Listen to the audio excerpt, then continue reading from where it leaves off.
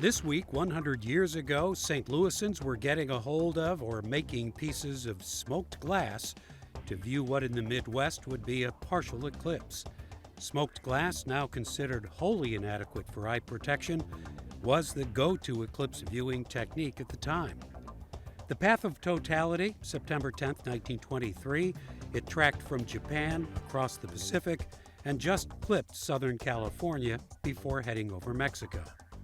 St. Louis saw about 60% of the sun blocked by the moon, and there was plenty of coverage in the newspapers. The St. Louis Star the next day published a front-page photo said to be taken at the peak of the eclipse. But I suspect it was highly touched up because even in 1923, getting a good photo of an eclipse was quite a challenge. Scientists were using new technologies. They sent up an airplane to try to get photographs, but plane couldn't get above the clouds. It was reported Washington University would be making motion pictures of the eclipse, but couldn't find any reports of how that turned out. This photograph, though, was taken at California's Mount Wilson Observatory. But illustrations were still an important resource. Artist Howard Russell Baker was part of the scientific team that went to California, and his painting of the eclipse, and especially the colors, were considered an important record of the event. A lot of things had changed by the time we experienced the 2017 total eclipse. Special viewing glasses have replaced smoked glass, and getting pictures and video is much improved, but can still be tricky. We're going to be at it again this year, a partial eclipse in October, and the next total eclipse in parts of the bi-state in April of next year. It never really gets old, not now, nor then. 100 years ago, this week in St. Louis history.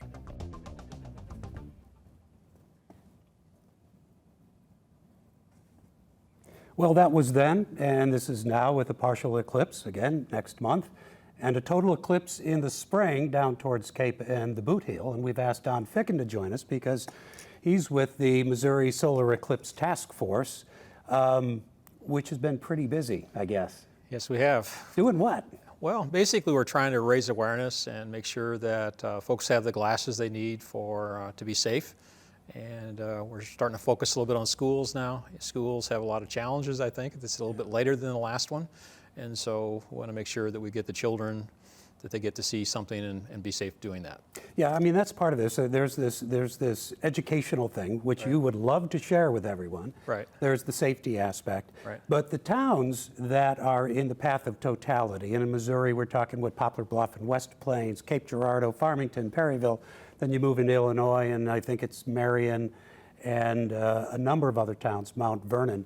Those folks have a lot to do. In fact, they're already doing it, aren't they? Yeah, that's right. In fact, a lot of the towns, this is a big thing for the towns themselves, and so tourists will be coming from everywhere. I mean, I don't think we completely realize how far people will come for this. It's a rare event for a particular area. People will chase eclipses from all over the world, which is what happened last time. I mean, where I went, we had people from Italy, from Ireland, from wherever else, and so it's a tourism boost, I think, for the economy for the state of Illinois and Missouri. Yeah, but it's a one-day thing, maybe 2 days. And people are already booking rooms, I guess, right? And campsites and things like that. Yeah, it's really, compared to the last one, we actually, the path went across the state of Missouri, straight across. So we had I-70, you had lots of hotels to stay. But this time in the Boot Heel, there's not a lot of places to stay. And they're pretty much sold out at this point. So for those who want to travel from the metro St. Louis area or even from Arkansas, whatever else, you're going to have to probably start early in the morning to get there. And if you want to avoid traffic. Yeah, and last time in 2017, which thrilled me, by the way, I was at Jefferson Barracks, got the full total eclipse. LT was there, who's on that camera over there, got the shot of totality while we were there. But that was just a drive down the road a piece. Now folks in St. Louis are going to have to go a little further. You also have folks in Memphis who are probably going the same distance to come in. Folks from Nashville also have to get in there. I think until you hit Indianapolis, and Carbondale, that's when you really get the full meal deal for big cities. So there's going to be a lot of people on the road. That's right. I think so, yeah.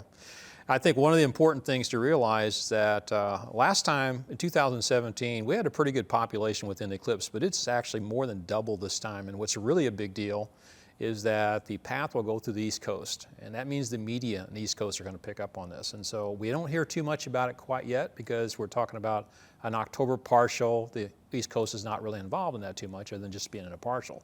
But next spring, January, February, March, you're probably going to get tired of hearing about the eclipse actually. And I think that's going to drive a lot of people. In fact, some of the schools and other places that are not quite sure about what they're going to do yet, they're probably going to be driven to have to do something just to respond to the media. Yeah, let's talk about, these are my glasses I saved from 2017, gathered a few more. You've got those. Yeah. We mentioned the smoked glass back in the 20s. I think these came in the 30s or 40s. I can't remember what my research indicated.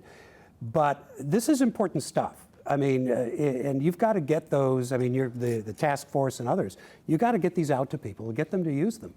Yeah, any sliver of the sun, this is very important to understand, any sliver of the sun, you do not want to look at it, okay? So you want to be able to make sure that you have something that's really safe. So you don't want to use sunglasses, you don't want to use smoked glass, you don't want to use CDs, which people have tried to do before. You can use welding glasses if you have a certain number higher, but you know, at the end of the day. So the problem we had last time is that there's an ISO standard, which is a good standard, developed, it's very robust. But what we found is that people were able to they were able to recreate those glasses with the exact standard, but it wasn't actually the correct film.